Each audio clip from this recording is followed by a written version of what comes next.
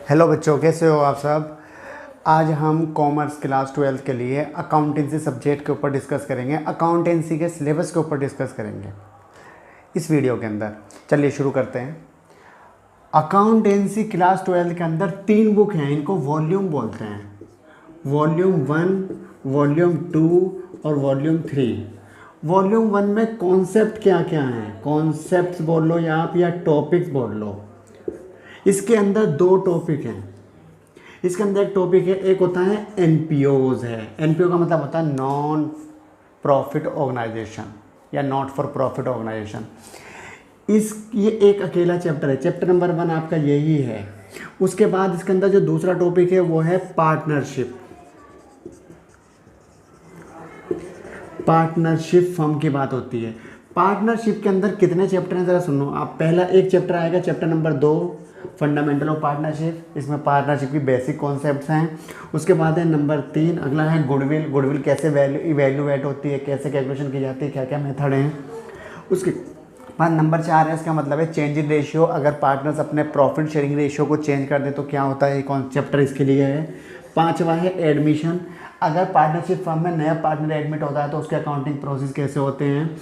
6वां है death, retirement and death. अगर एक पार्टनर रिटायर हो जाए या पार्टनर का डेथ हो जाती है तो उसमें क्या क्या ट्रीटमेंट होती हैं। उसके बाद एक और है 7वां chapter, dissolution of partnership firm.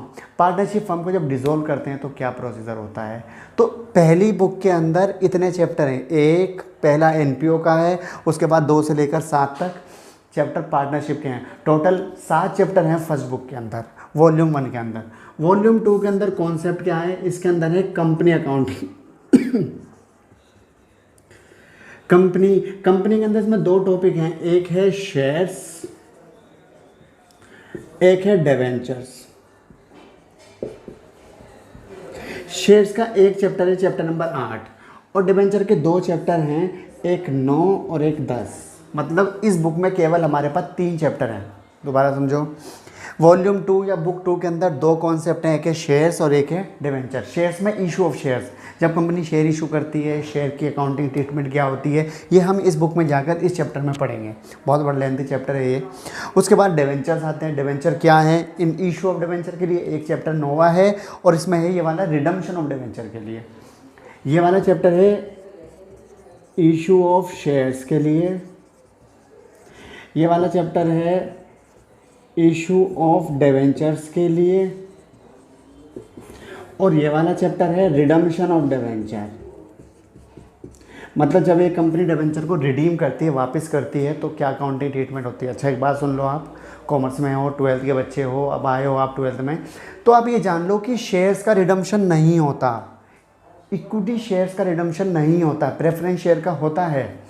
Share भी 2 टाइप के होते हैं, इसका मतलब एक इक्विटी शेयर्स, एक प्रेफरेंस शेयर्स। इक्विटी शेयर्स का रिडम्पशन नहीं होता, इसलिए इसके लिए एक ही चैप्टर, इसका रिडम्पशन नहीं है तो रिडम्पशन का चैप्टर नहीं है। हाँ, प्रेफरेंस शेयर का रिडम्पशन होता है, उसके लिए आप 12th के बाद जब आप पढ़ाई करोगे कॉमर्स या अकाउंटेंसी तो वहाँ पढ़ोगे जाके इसको। डिबेंचर का इशू भी होता है, रिडम्पशन भी होता है, इसलिए इसके 2 चैप्टर हैं, ठीक है। उसके बाद हमारे पास जो तीसरा वॉल्यूम है या वॉल्यूम बुक 3 है, उसके अंदर है एनालिसिस ऑफ फाइनेंशियल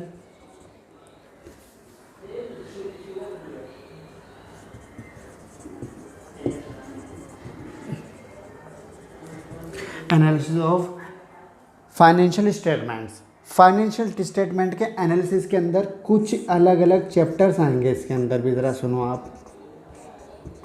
इसके अंदर चैप्टर जो 1 है, जो फर्स्ट चैप्टर है, वो है contents of balance sheet and income statement.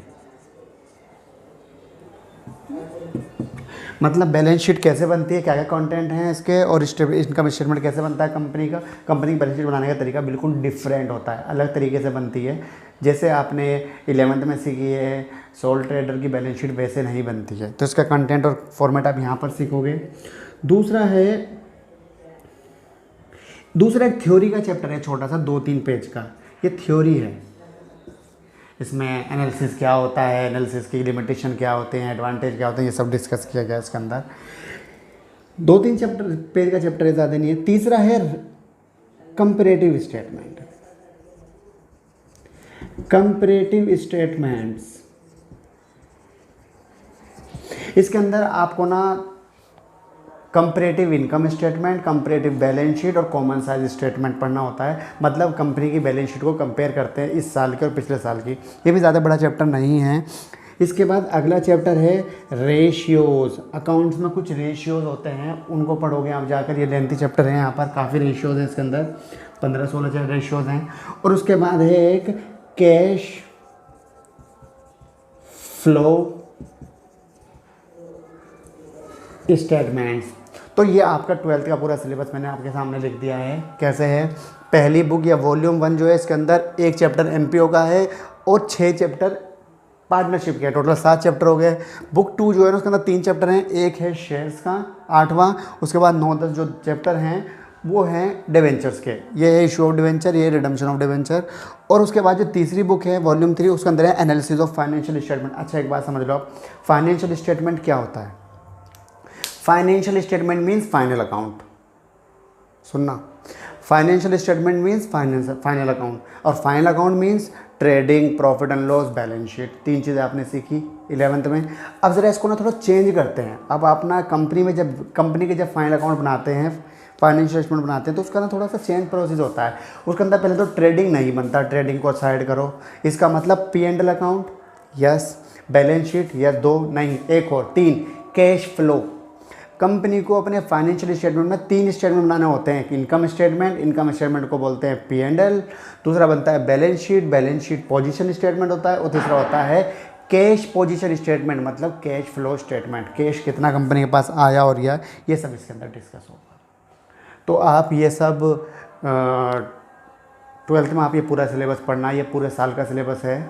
और ये सिलेबस ख़त्म करते करते आपका दिसंबर आ जाता है, और उसके बाद 3 महीने जनवरी फरवरी आपको, और मार्च में तो एग्ज़ाम ही होता है, 2 महीने आपके मान लो, वो रिवीजन का आपको समय मिलता है।